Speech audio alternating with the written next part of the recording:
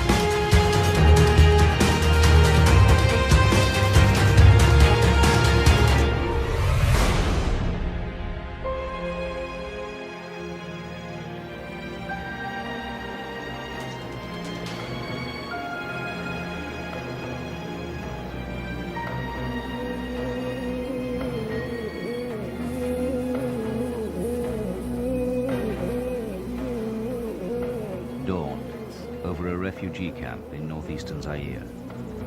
Weary from a year under canvas, 750,000 Rwandan Hutu exiles are faced with life on a lava wasteland.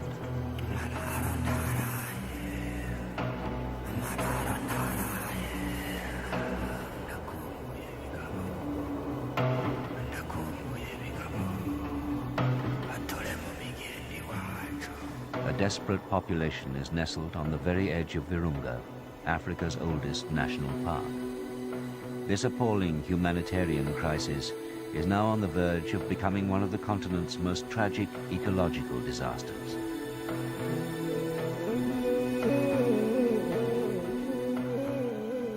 Isolated high up on a volcano, overlooking the brooding intent in the valley below, lives one of the world's rarest and most endangered large mammals, the mountain gorilla.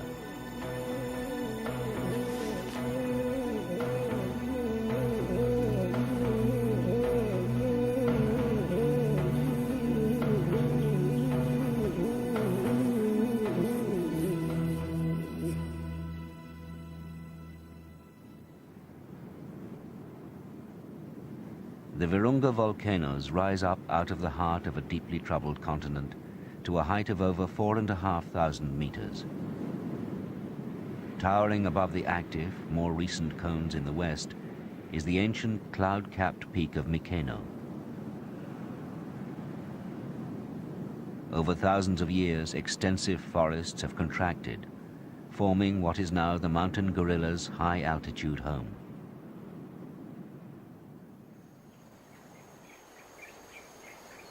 In Zaire 8 years ago, long before the human crisis began in the valleys below, a mature 22-year-old silverback gorilla called Ndungutse inherited leadership of a family from his father.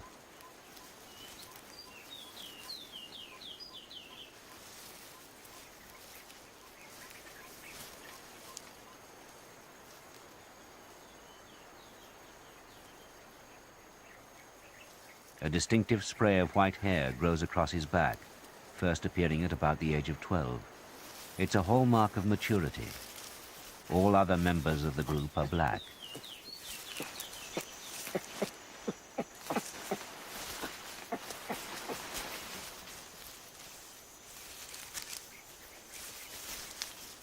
He has a bump at the top of his head where powerful jaw muscles are attached.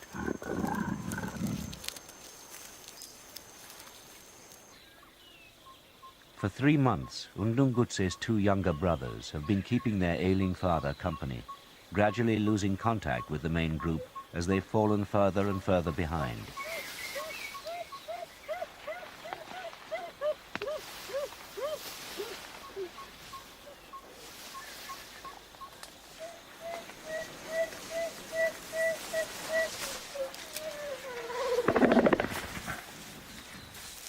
There is something here that's upsetting the two brothers.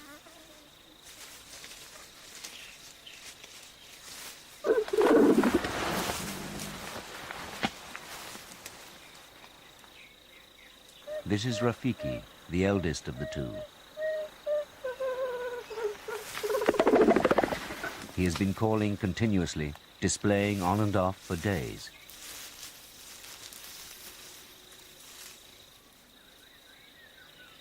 Their father has died from old age in the cold of a Virunga night.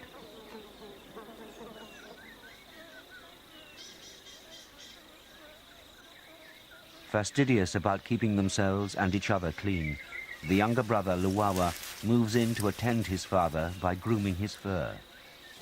Thousands of flies attracted to the body lying in the warm dampness of the forest floor have laid eggs. In a curious piece of behavior, Luwawa eats what he begins to uncover.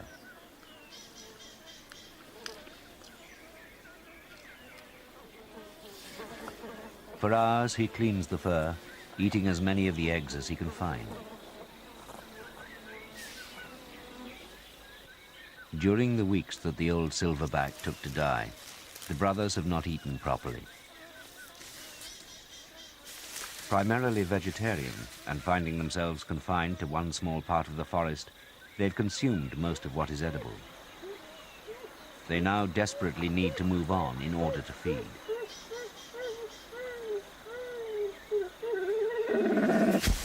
The bond forged over years of close association makes it difficult for the brothers to leave their father. They have known no other leader and continue to remain near the body for a while longer.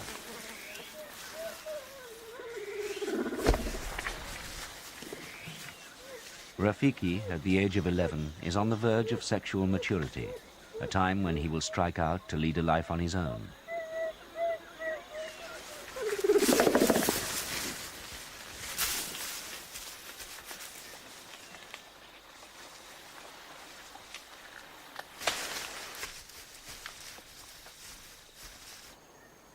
The brothers quickly distance themselves from the corpse and move into a new part of the forest.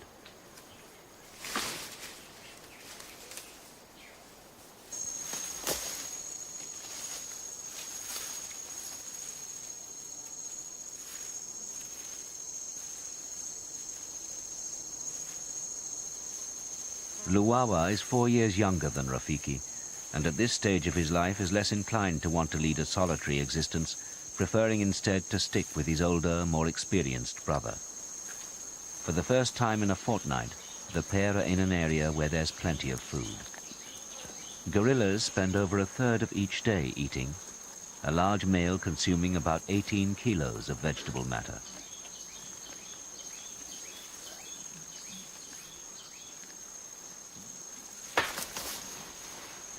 The brothers eat over 50 species of plant at different times during their travels through the forest.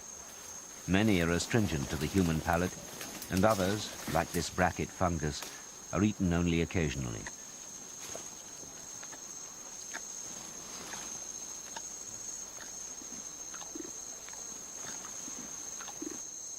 Tired and replete for the first time in days, the pair settle down to rest several kilometers from their father's remains.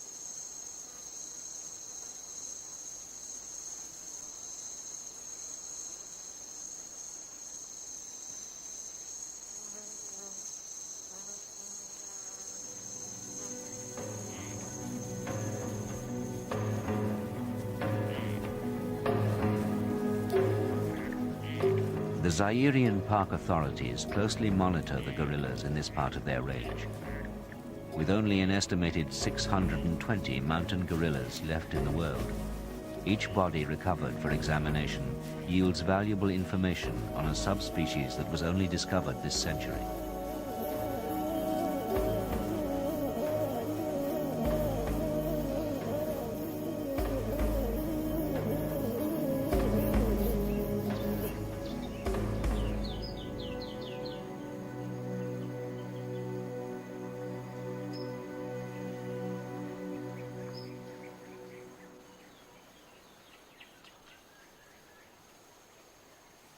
In the 12 weeks it took their father to die, the pair have lost all contact with their elder brother, Undungutse.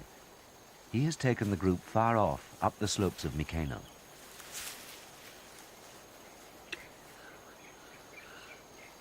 Rafiki and Luawa range through the forests on their own. For the first time in their lives, they are making important decisions that were previously the exclusive preserve of the leading silverback male. Farmers ignore the buffer zone on the edge of the Virunga Park and cultivate to within sight of the forest. The brothers have been tempted on several days in a row to leave the comparative safety of the forest so that they can raid a neighboring banana plantation.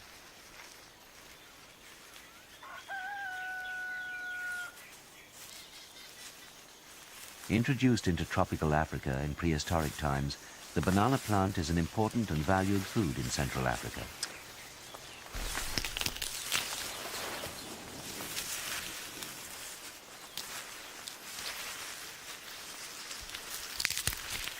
Although gorillas eat this plant's forest cousin, it does not bear the distinctive fruit with which we are so familiar. The gorillas eat only the pith found at the center of the trunk, ignoring the bananas that are frequently brought down during the raid.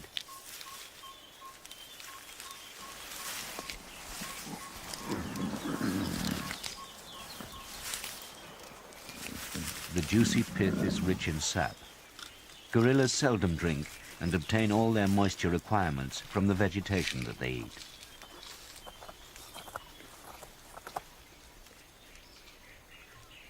For many young Zairians helping their parents farm small parcels of land, this is their first encounter with a living gorilla.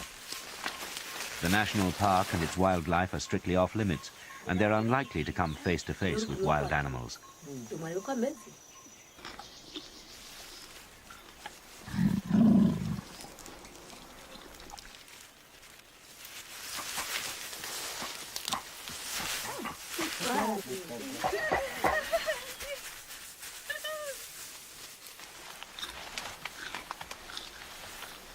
Understandably, many Zairians harbor deep resentment against the wild animals that raid their plots. With such tempting crops growing so close to the forest edge, who can blame such intelligent creatures for taking advantage of the situation?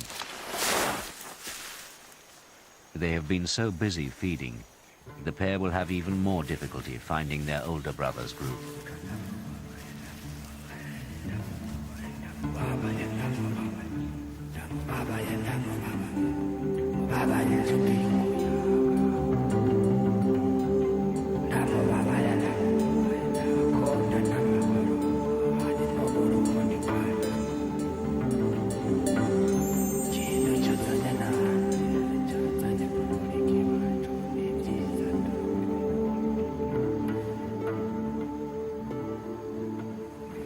Far away, the youngsters in Ndungutse's family are taking advantage of the mid-morning siesta period to play. Like their human counterparts, they find it difficult to remain quiet for very long.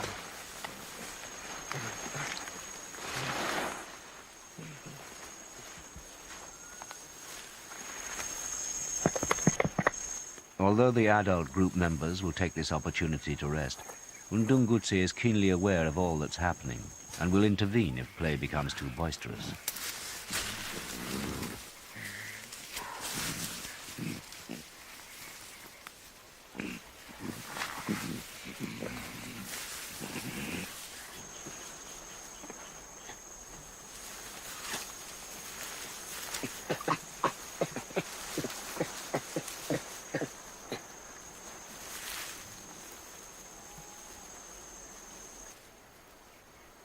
The focal point of every gorilla family is the dominant silverback male.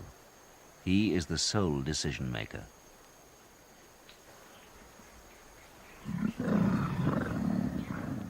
Each female is bonded to him directly, and he's usually the father of all their offspring.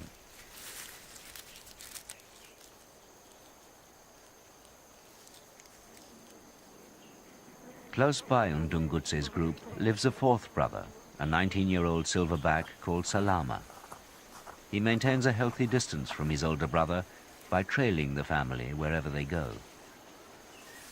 Although he lives on the edge, He's familiar to all group members, and during the regular siesta periods, he often plays with one particular infant, belonging to a female with whom he has a very close bond.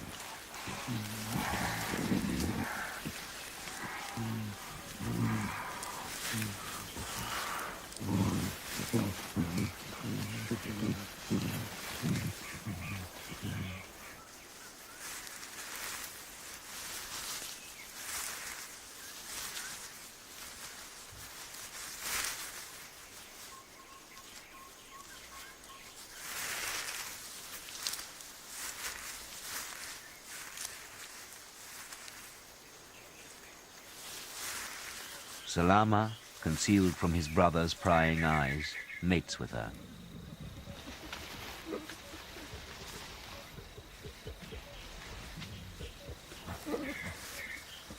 He is invited to copulate during the 2 days of her estrus, and this cements her association with him. By maintaining contact with both silverbacks and allowing them to mate with her, she can successfully fool the two into believing that they are in turn the rightful father of the infant that she carries.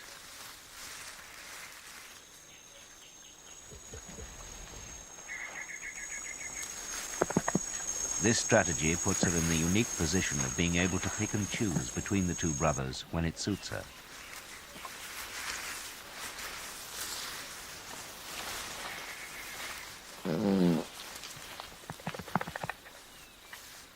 All gorillas have large pot bellies. Bacteria in the gut help to break down all the vegetable matter needed to satisfy their daily energy requirements. A byproduct of all this activity is gas, huge quantities of it. As a result, all family members are in a semi-permanent state of flatulence.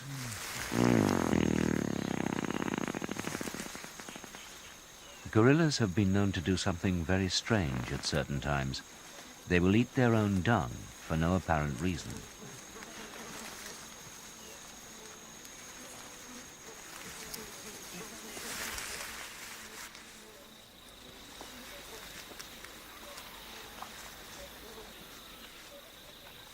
Whether this unusual behavior is an attempt to recycle a particularly nutritious food source or is simply a hot meal on a cold day has yet to be determined.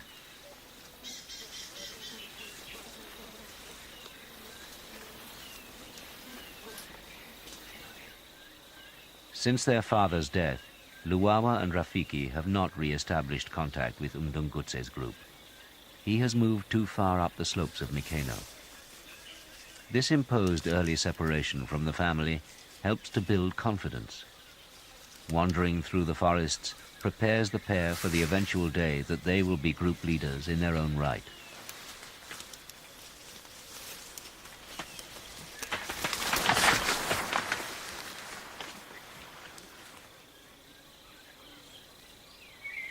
Its quiet contemplation interrupted, a fledgling eagle owl is suddenly aware that the world outside its nest can be terrifyingly large. It hasn't learnt to fly properly yet, and it's not often that Rafiki can get this close to an animal.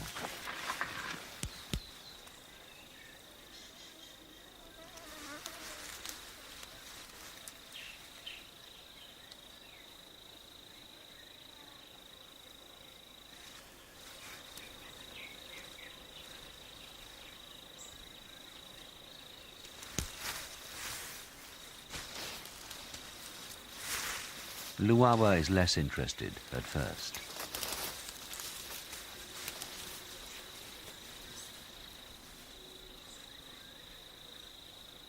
His natural sense of curiosity, sparked by the unique nature of the situation, draws Rafiki into wanting to provoke a response.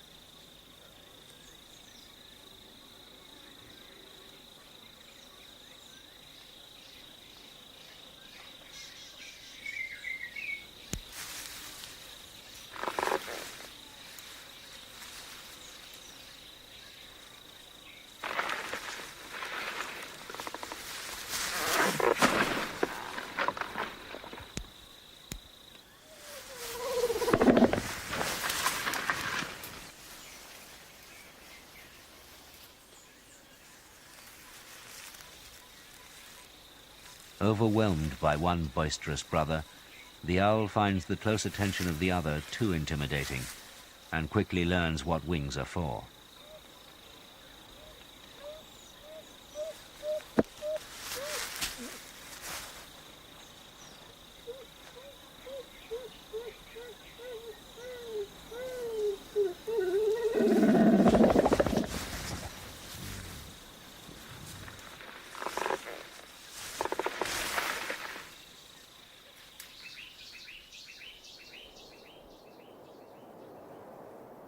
The lush green forests around Mikeno are lapped by a rising tide of human cultivation, which threatens to engulf the island-like home of the mountain gorilla at any time.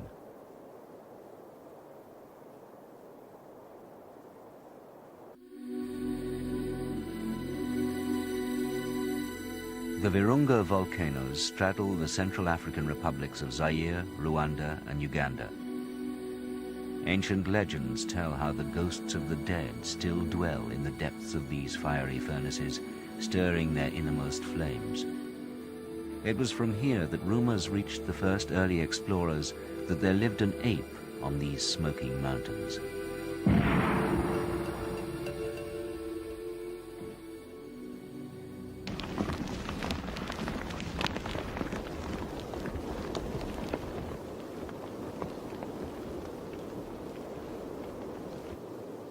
With frequent eruptions spilling out over this hostile land, forests come and go, but gorillas are not found in this active area. They roam the quieter, cooler slopes of the dormant volcanoes just 6 kilometers to the east.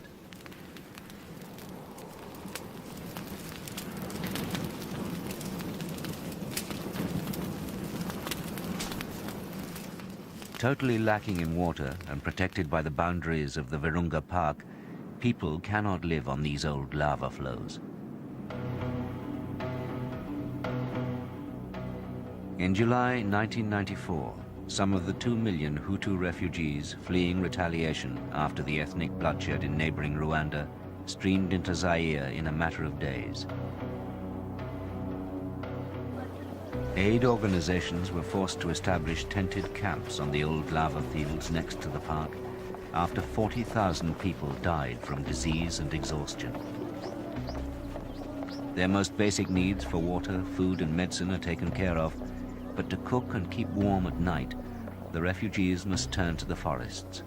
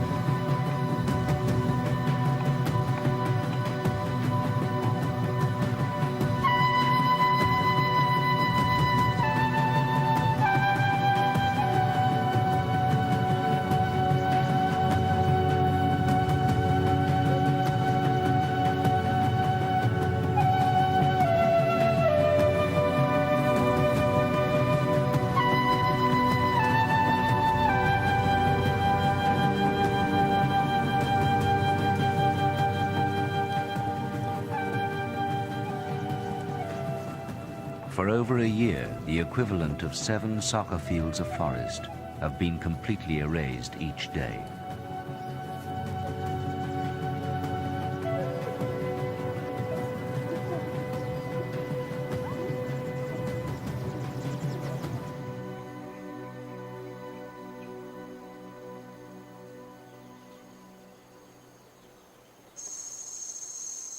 Ndungutse has been leading his family for 8 years now, and they're oblivious to the tragedy unfolding in the valley below.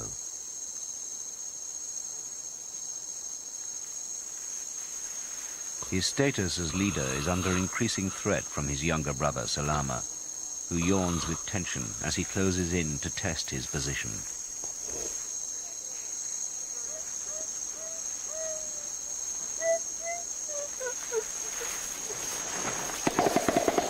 This triggers one of the most complex and ritualized displays seen between mammals. The brothers can amplify the sound of the display by puffing up two prominent air sacs located at the side of the throat.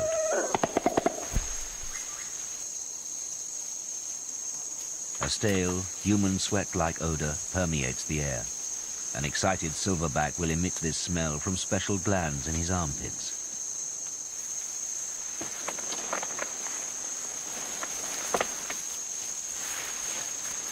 The brothers are displaying more frequently now.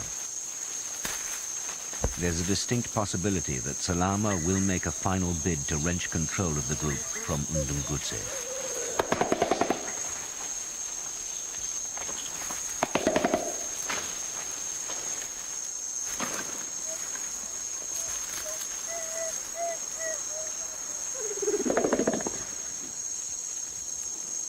For the moment, the showdown subsides, allowing Salama's favorite female to approach.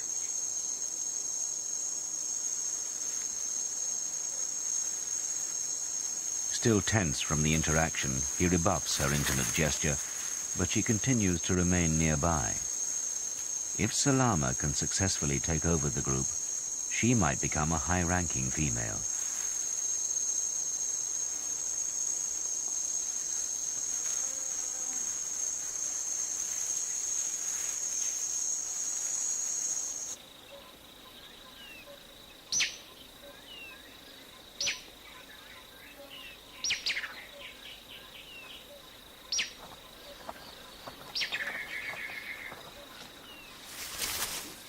In the rainy season, when the Ndungutse family are roaming through Mikeno's lush forested slopes, they pay particular attention to the moist leaf litter underfoot.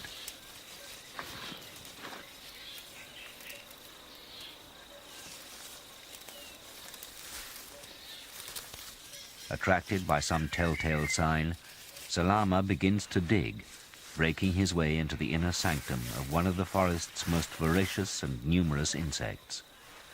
Army ants nest here in their millions. Gorillas have developed a taste for the plentiful supply of eggs and larvae that appear during the wet months, and they will go to extraordinary lengths to get at this protein-rich food source. Armed with one of the most potent bites in the business, the infuriated ants retaliate en masse. Using powerful mandibles, they quickly succeed in driving even the largest gorilla away after a very short time.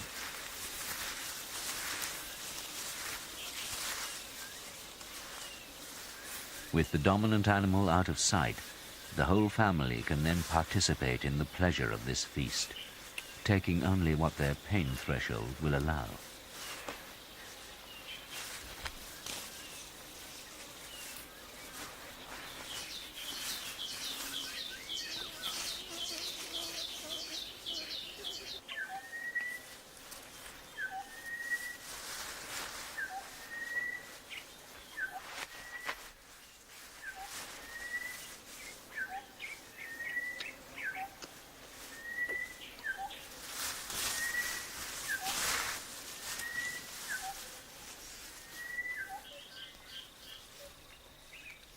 The brief periods of raiding lead to hours of patient grooming.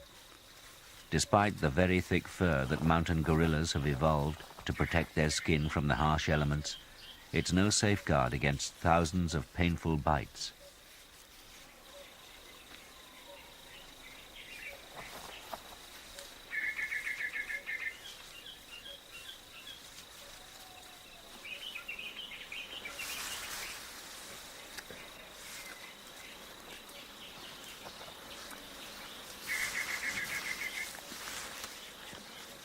The remnant army is forced into a hasty retreat. Each ant burdened with a young member of the colony, salvaged in order to secure their future existence.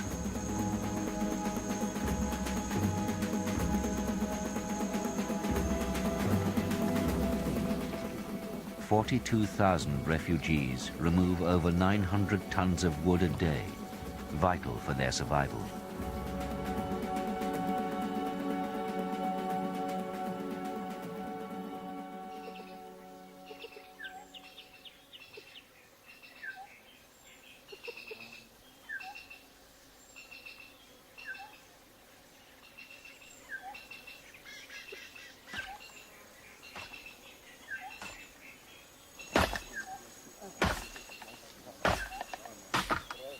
With more and more refugees collecting forest materials, armed poachers are able to penetrate the heart of the forest undetected in their search for food. Over half of the bamboo stands on Mikeno have gone, chopped down and taken into the refugee camps as a construction material.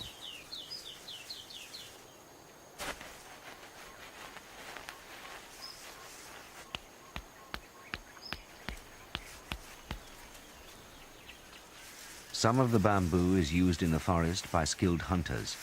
Its flexibility when freshly cut allows the fashioning of a primitive but deadly antelope trap.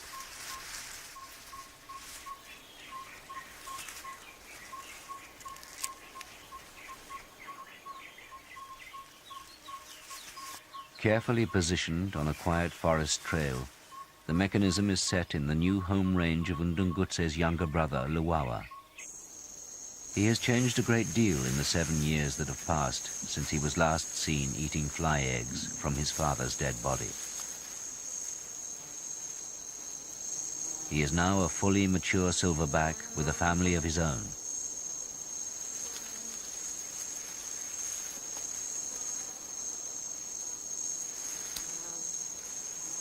His group is attracted by the discovery of a black-fronted duiker in a triggered bamboo snare. Youthful curiosity gives way to adult concern as the mature members of the family display in agitation.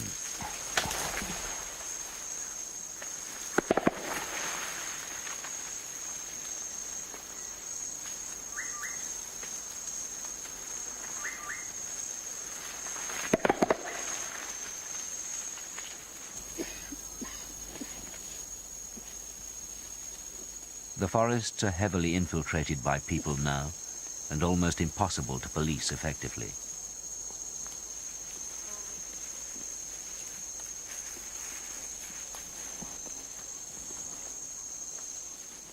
It's hardly surprising that Luwawa's family is encountering at least one primed trap each day as he leads the group through his threatened kingdom. With so many traps set in the forest, Luwawa has taken to patiently waiting near each mechanism they encounter. Vegetation often obscures visual contact with some of the younger, more inexperienced group members.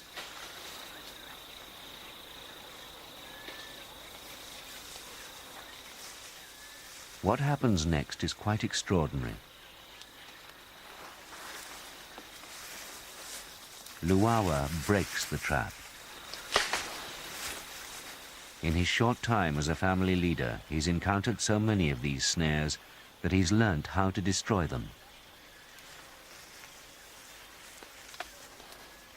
The enormous pressures that now bear down on the brothers can have only one consequence.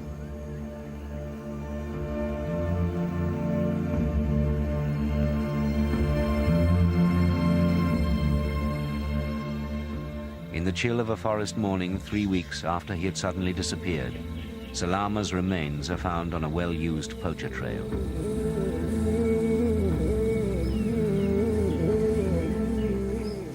The female with whom Salama had a close bond has moved on with Ndungutse's family, unaware of the tragedy that has befallen this silverback. She continues to maintain an even lonelier existence on the edge of the group. Ndungutse has lost a rival, and for the time being, his position as family leader will remain unchallenged. This is not a good time for guerrillas. One infant has experienced the harsh reality of life on this volcano.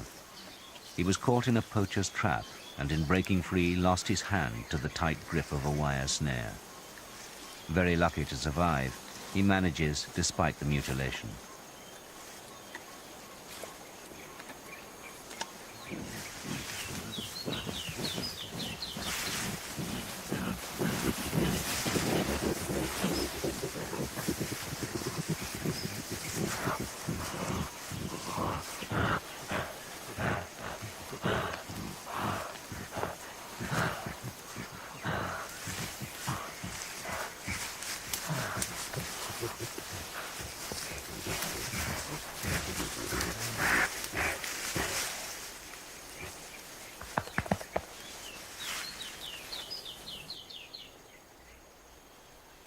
There are parts of Mikeno where its volcanic rocky core is exposed to the elements.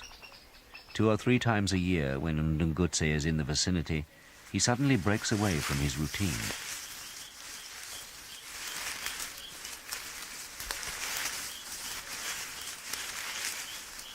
He climbs with purpose, using trails and markers familiar only to him and those gorillas that have done this journey before.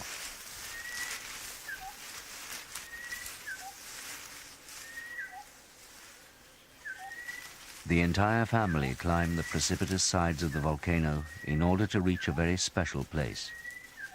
There's nowhere else quite like this in the entire 14 square kilometer expanse that they regularly frequent.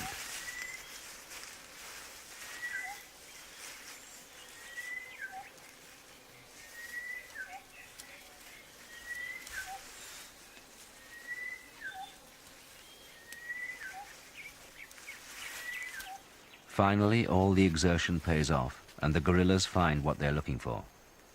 With so much erosion and leaching over time, minerals concentrate here, forming high-altitude salt licks. Some of the rock contains sodium and potassium, and periodically the gorillas eat huge quantities of it.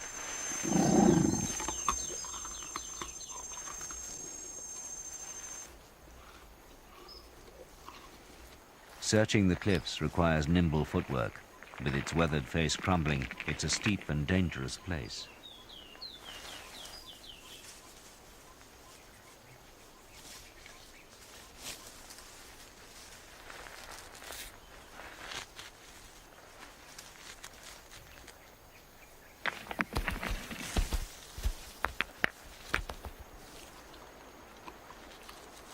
It's not known for certain whether this behavior allows the gorillas to obtain essential elements lacking in their vegetarian diet, or if the rock simply helps to neutralize the action of toxins that may build up after intensive feeding on some plants.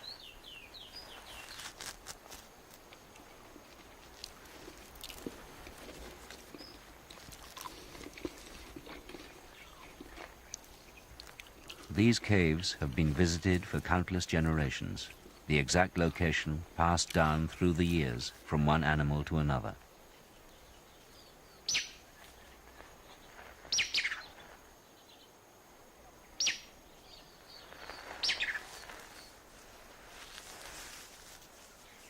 Weighing close to 180 kilos and twice the weight of a female, the descent requires some sure-footed judgment for a departing, ponderous male.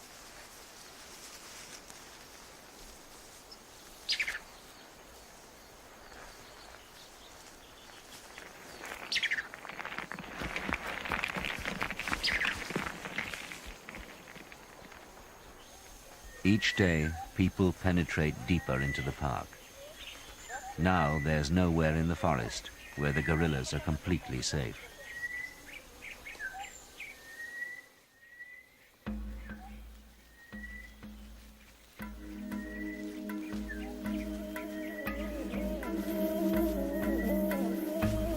Over 100,000 Hutus, fearing for their lives in Rwanda, use the park to cloak their escape into Zaire.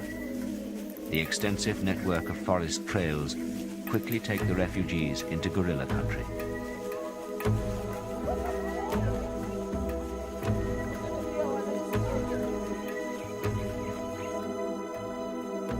For the guerrillas, the caves at the heart of Ndungutse's territory are out of bounds now, as tired Rwandan families seek temporary shelter on their weary exodus from a country at war.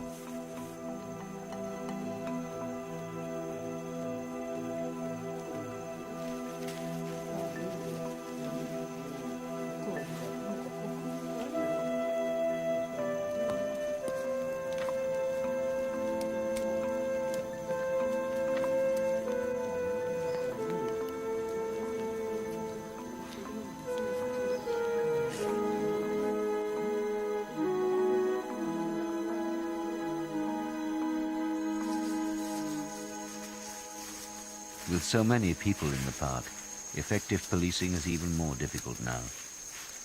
On a dawn patrol, park guards find that a terrible thing has happened to one of Ndungutse's infants.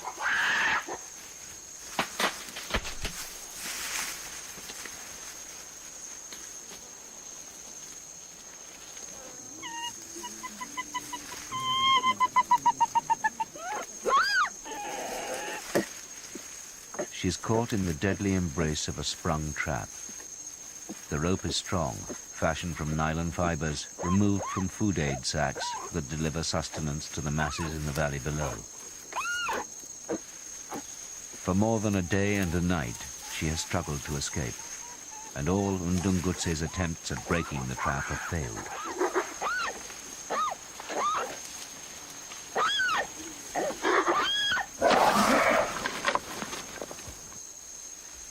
He jealously guards his baby, making it impossible for the park staff to get close to release her.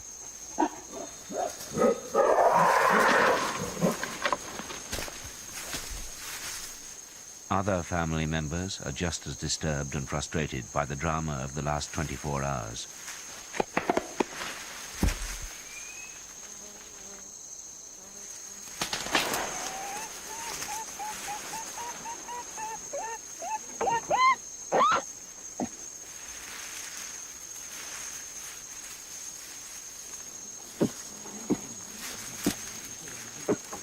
The rope bites deeper and restricts blood flow to the infant's hand. The distress calls repeatedly bring the weary mother in to comfort her offspring.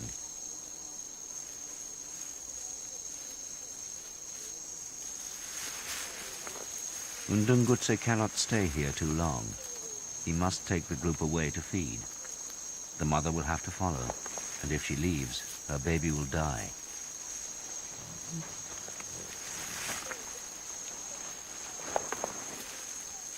For now, the infant suckles, drawing much-needed comfort and warmth from the animal that it most needs in its life.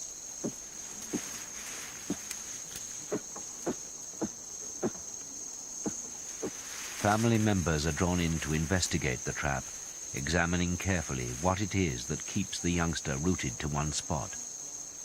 A fresh, springy green sapling was used to make this device, and all Undungutse's efforts at snapping it have failed. While Undungutse is out of sight, with only a young male nearby, the baby gorilla is cut free.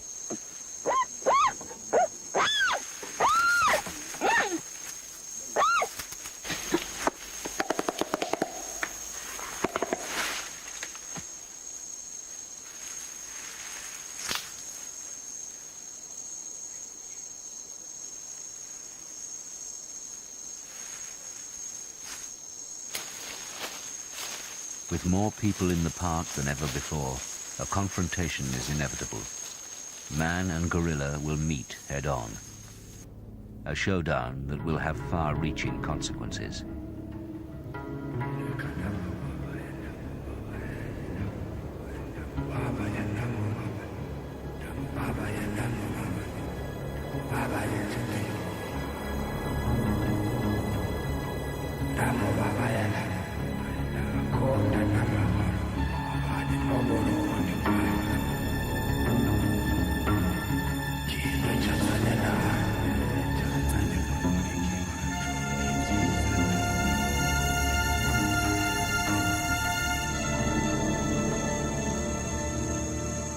Luawa, who broke the trap protecting his family, is mercilessly gunned down on the high slopes of Mikeno, leaving a traumatized group running scared.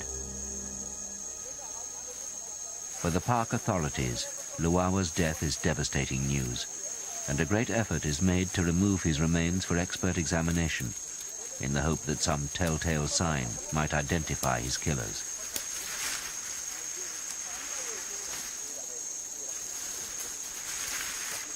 Human hands, dwarfed by those of the giant, slowly maneuver the tremendous dead weight and gently lower the silverback onto a makeshift litter.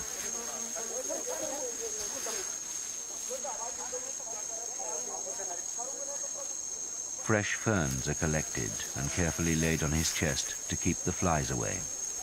And in ritual-like solemnity, this once magnificent animal is prepared for his final journey off the volcano. Carrying Luawa to the park headquarters will take 12 men more than 15 hours. Ironic that he was first named for his ability to travel quickly through the forest. For several years, Luawa covered huge distances looking for a suitable home range for his new family. He was called by the locals the gorilla that moves far and wide without ever touching the ground. This is a dark chapter in the history of mountain gorilla conservation. A year when 8 gorillas are killed, the first slayings in over a decade. The majority of bullets belong to a commonly used weapon. Since the Rwandan Civil War, the AK-47 is easily purchased in Zaire.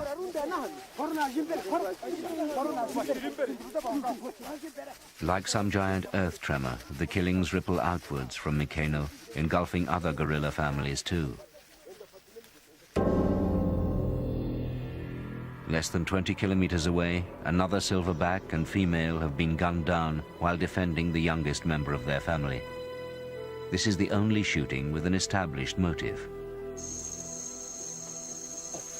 The kidnapped infant has been successfully recovered from poachers.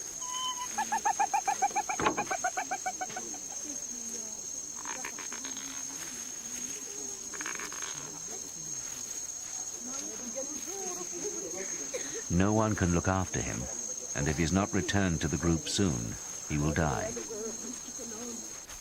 There is no male old enough to succeed his dead father. If no new silverback in the vicinity takes over, then the family may be doomed to slowly fragment and decline. For the moment, his family roam the forest leaderless, disorientated, and terrified of people.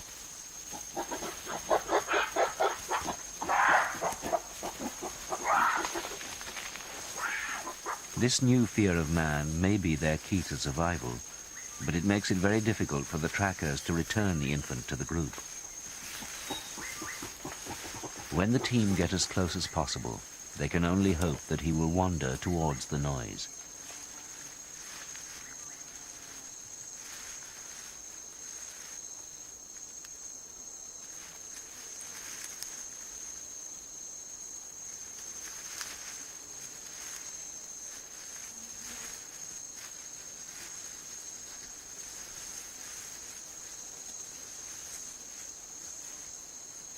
He is gone, whisked away by a rapidly departing female.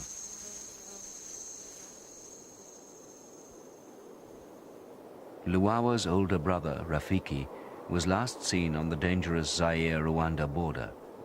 With all the tragedies in the region so far, it seems impossible that he could have escaped the slaughter.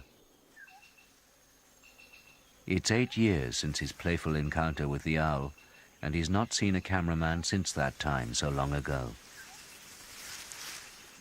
This can only be Rafiki, the friendly one, as his name implies.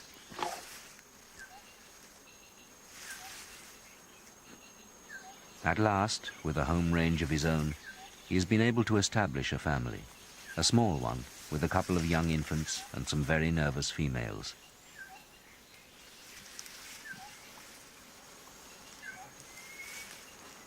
Rafiki is drawn in close to the camera, captivated by his own reflection in the lens. It's been a long time since he was last exposed to anything like this, and in a moving display of trust, he allows his young infant to share the experience with him.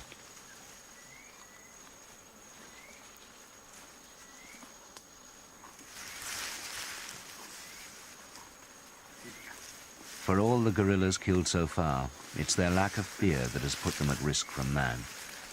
Ironically, here in the Virungas, the gorillas' only hope for long-term survival lies in trusting their distant human relative.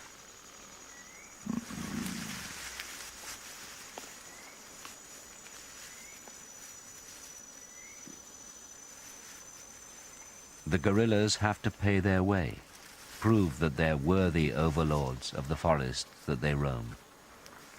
With such enormous human pressures on potential agricultural land, wildlife must generate an income. Visitors and scientists pay to get close to the gorillas, and this is the only way that such a highly prized tract of Central Africa can be preserved. Without this incentive, the gorillas around Mikeno would have vanished a long time ago.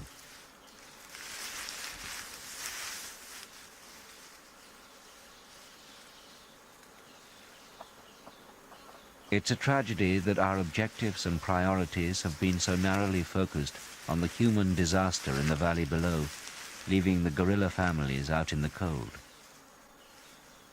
If the refugee crisis is not resolved soon, the future will not be bright for Rafiki.